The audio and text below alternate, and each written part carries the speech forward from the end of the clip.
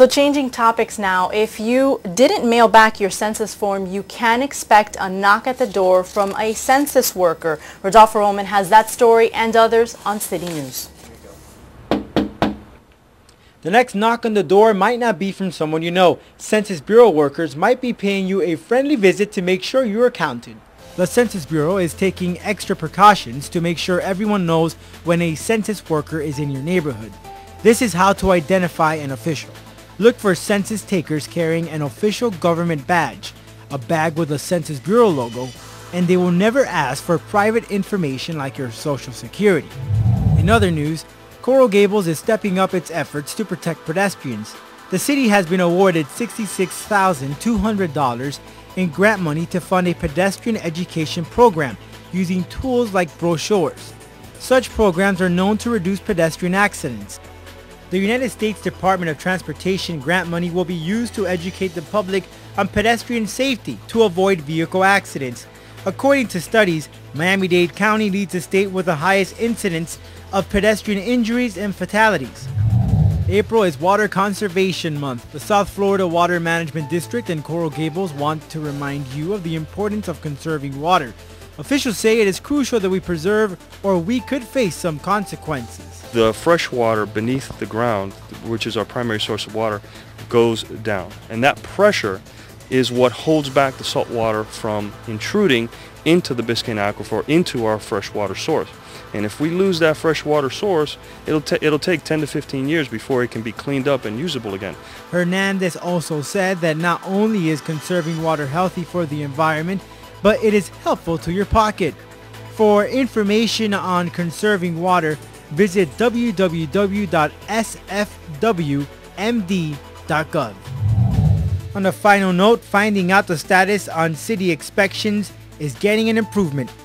A newly implemented voice response system will let you retrieve information from any touch-tone telephone. Customers just need to dial 305-722-8700 to check on the status of an inspection from Building and Zoning, Fire, Historical Resources, and Public Works departments. All you need to have handy are both a customer number and a permit identification number.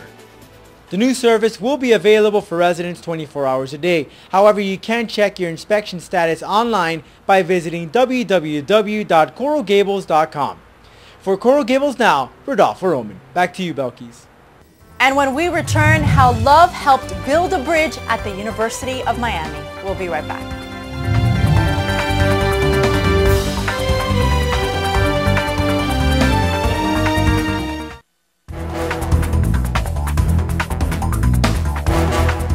And welcome back. The bridge that leads to the Wellness Center at the University of Miami was built with love.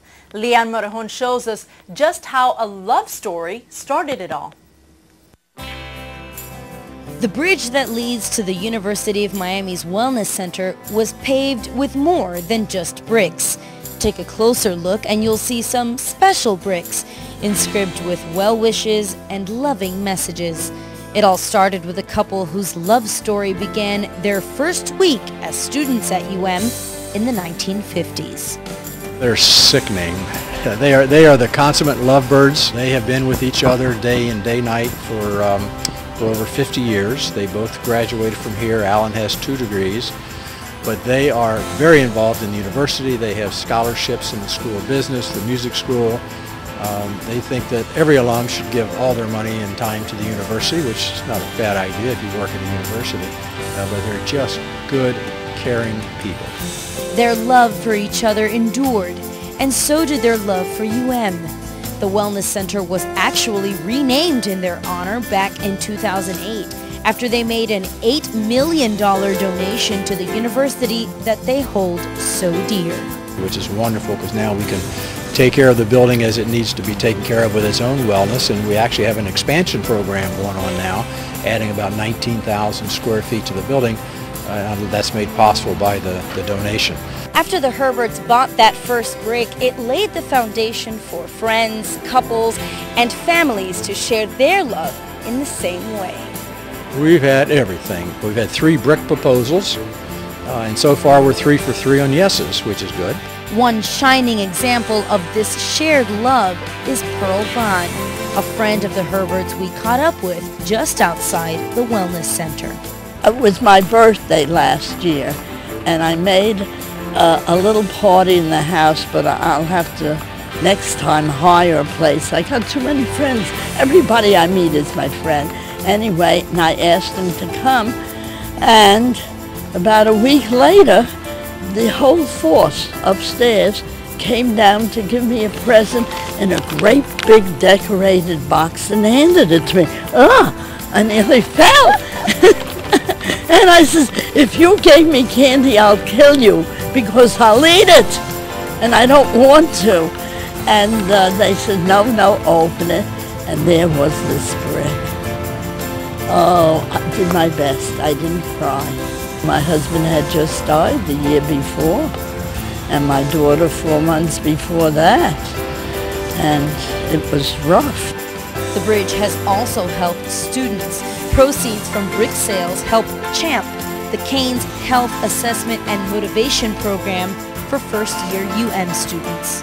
It's a wonderful way to leave your legacy at the university, so that 50 years from now, when you come back and walk across the bridge, you'll be able to see your brick or bring your kids or grandkids. And it's a way to, with a relatively small donation, to have a permanent legacy on campus. At the University of Miami, I'm Liane Morejon for Coral Gables Now. And that does it for this edition of Coral Gables Now. Thanks for watching Coral Gables Television, and we'll see you next month.